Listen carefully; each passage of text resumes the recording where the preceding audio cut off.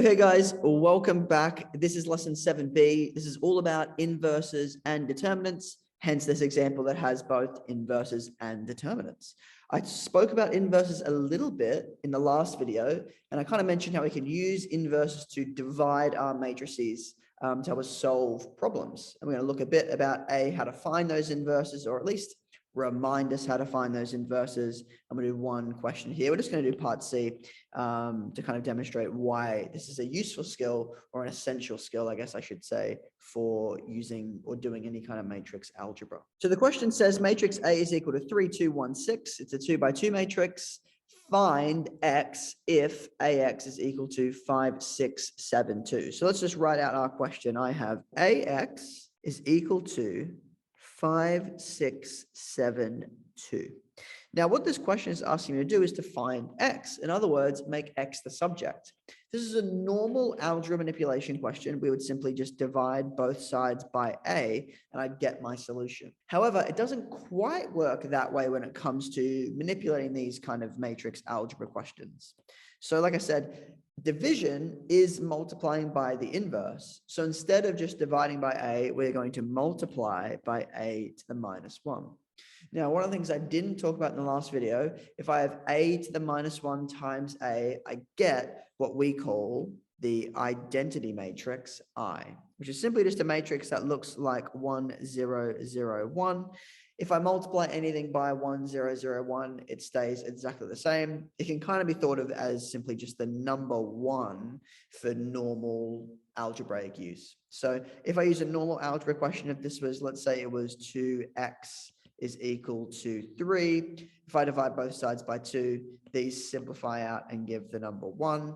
It's a very similar idea here, but instead of the number 1, because it's a matrix, we have the identity matrix, which is 1s on my diagonal. So I have 1s on my diagonal, 0s everywhere else. So when I'm doing my addition part, I'm always just going to be, adding 0. So I get the same thing I started with. If we get rid of some of this stuff here on the side, just to clean this up a little bit, if I times this side by A to the minus 1, to balance my equation, I times the other side by A to the minus 1. Now, bear in mind, order is really important for any kind of matrix work. So because my A is in front of my problem here, I need to put A in front of my problem over on this side as well. So this is going to wind up with I, my identity matrix, multiplied by X is equal to the inverse of A, or A to the minus 1, multiplied by 5, 6, 7, 2. I times X just equals X. So I'm going to get rid of my I, and I can simply just write X is equal to A to the minus 1 multiplied by 5, 6, 7, 2. So now we have to find my inverse of A, or find A to the minus 1. Now I'm going to do that part separately. So I know from my question, A is equal to 3, 2, 1, 6. To find my inverse of any function, I do 1 over the determinant of that matrix. And then if I think of this as being in the form of, let's say this is in the form of A, B, C, D, to do the inverse of this, once I do my determinant part, I'm going to swap my long diagonal. This is going to become D and A. And I'm going to change B and C to be negative. So if I apply this idea to my matrix over here, that is going to become 6, 3, minus 2, minus 1. Bear in mind, if this was already a negative, then this would become plus. So we're essentially just swapping my sign. In this case, this was positive, so this will give me a negative here. So now I just need to find my determinant. Now, luckily for me, my determinant is in my formula sheet. So if I ever forget, I can come up here, I can get my formula sheet out, I can scroll on down. If I go into my matrices and vectors section, and I come in here, I have my determinant of matrix A in this case. So if I have a look at my determinant here, my determinant is equal to AD minus BC, assuming that this here is AD. So that means essentially I'm just multiplying this diagonal and subtracting it from this diagonal here. If I come back across to this question, then A to the minus 1 is going to equal 1 divided by And just bear in mind when I'm doing this, when I'm doing my determinant, I use the determinant of A. So I'm using this matrix here. So it's going to become 3 times 6 minus 2 times 1. And I'm still going to multiply by my matrix. 6 minus 2 minus 1, 3.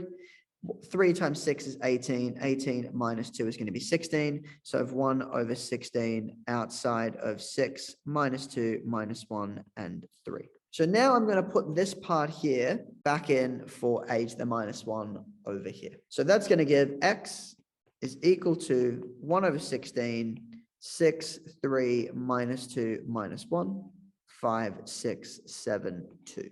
Now I'm going to do matrix multiplication on these two, and then I'm going to leave my scalar out the front. So with scalars, it's easier to do them at the very end because sometimes you'll get some nice simplifying. So let's do our matrix multiplication part. My 1/16 is going to remain at the front.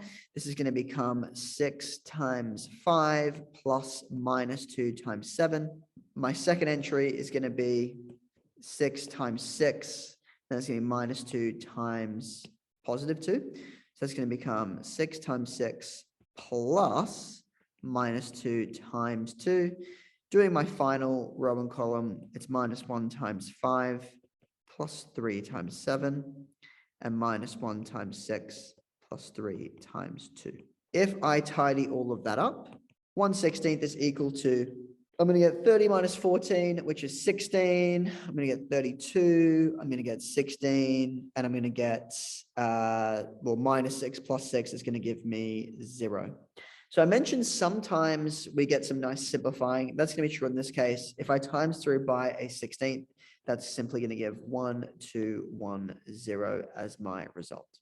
So that means x is equal to 1, 2, 1, 0. So just to quickly recap that, to solve for x, I need to use my inverse. To find my inverse, I do 1 divided by the determinant. I swap the location of my leading diagonal, and I change the sign of my other diagonal I have here in my matrix.